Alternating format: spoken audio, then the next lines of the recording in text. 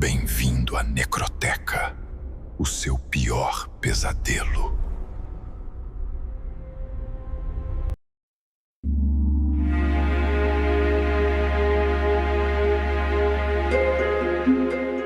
O formulário na minha mão não deveria existir.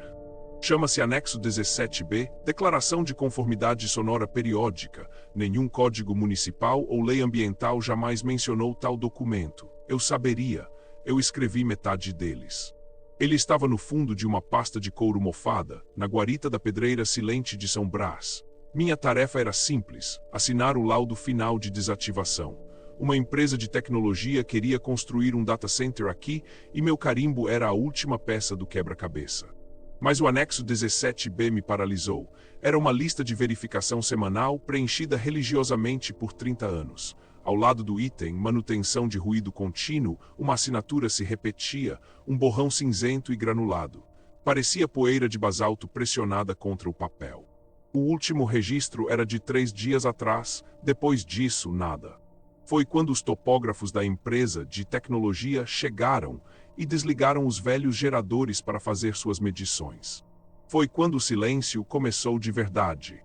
Não era um silêncio pacífico, era um silêncio pesado, físico, um vácuo que pressionava meus tímpanos. Do lado de fora da janela empoeirada da guarita, a pedreira se abria como uma ferida geométrica na terra, uma cratera cinzenta e vazia que me dava vertigem só de olhar. Era o medo do vazio puro e simples, quenofobia.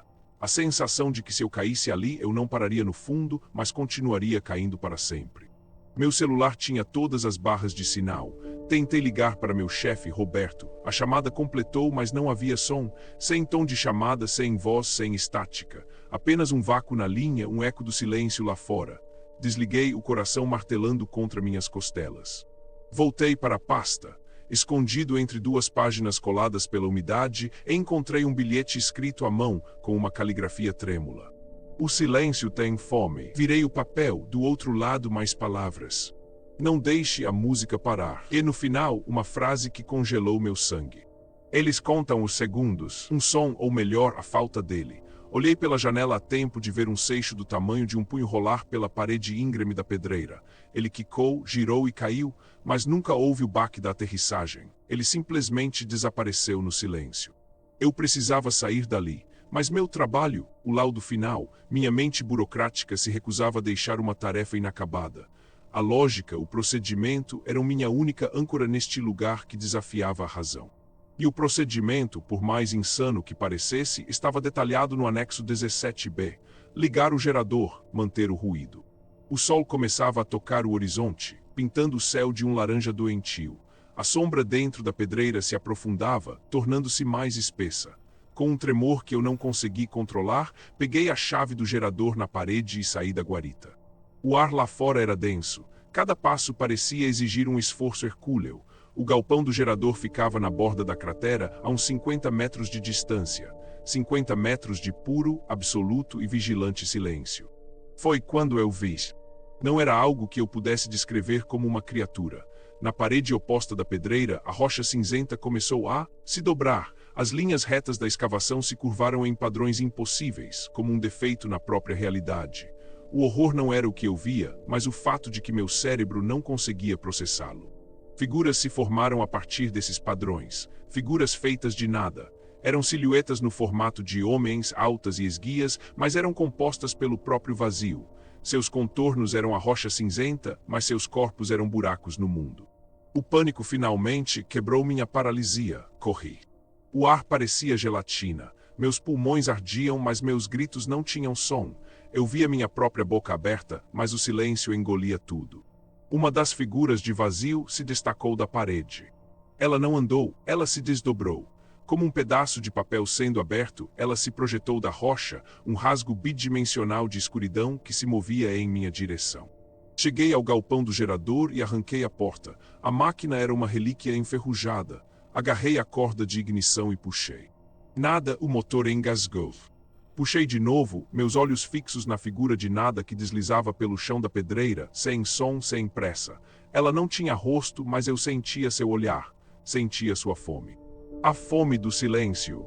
Eles contam os segundos. Puxei a corda com toda a força que me restava, meu corpo gritando em protesto silencioso. O motor tossiu 2 vezes, e então, com um rugido que pareceu quebrar o mundo, ele ganhou vida. O barulho foi uma explosão física, uma onda de choque de som que me jogou para trás, o ar vibrou, o chão tremeu. E tudo voltou ao normal. As paredes da pedreira estavam retas e sólidas, as figuras haviam desaparecido, o peso no ar se foi, o silêncio fora quebrado e com ele o feitiço. Ofegante, tremendo, voltei para a guarita, o rugido do gerador soando como a mais bela sinfonia. Chega, eu não me importava mais com o data center, com o laudo, com nada. Eu ia assinar aquele maldito papel e desaparecer para sempre. Sentei-me à mesa, minhas mãos ainda trêmulas. Peguei o formulário final, o laudo de conformidade de desativação. O documento que oficialmente declararia o local, pacificado e silencioso. Que ironia. Minha caneta arranhou o papel, o som alto e reconfortante no pequeno cômodo, abafado pelo barulho lá fora. Assinei meu nome, Olavo Mendes. Meu trabalho estava feito. Senti um pingo de alívio, olhei para o meu nome no papel, e então meu olhar foi para o anexo 17B ainda sobre a mesa, para aquela assinatura estranha, o borrão de poeira de basalto. Durante todo o dia, presumi que era uma impressão digital suja, um trabalhador descuidado. Mas agora, sob a luz amarela da lâmpada, lentamente abaixei-me e passei o dedo na poeira cinzenta do chão da guarita, a mesma poeira fina que cobria tudo. Com o coração na garganta, pressionei meu dedo sujo em uma folha de papel em branco. A marca era idêntica à assinatura. Não era uma pessoa, era um carimbo, um recibo, uma confirmação. Meu sangue gelou. Com um pavor que eu nunca havia conhecido, olhei novamente para o laudo que eu acabara de assinar. Para o meu nome, Olavo Mendes, escrito com minha própria mão. E embaixo da minha assinatura, um novo borrão cinzento estava se formando. Grão por grão, a poeira de basalto se juntava sobre o papel, coalescendo lentamente, impossivelmente, em uma marca familiar. O anexo 17B, declaração de conformidade sonora, não era um relatório, era um contrato. E o silêncio sempre coleta a assinatura do parceiro que o quebrou. Deixe um like, comente seu maior medo e inscreva-se no canal.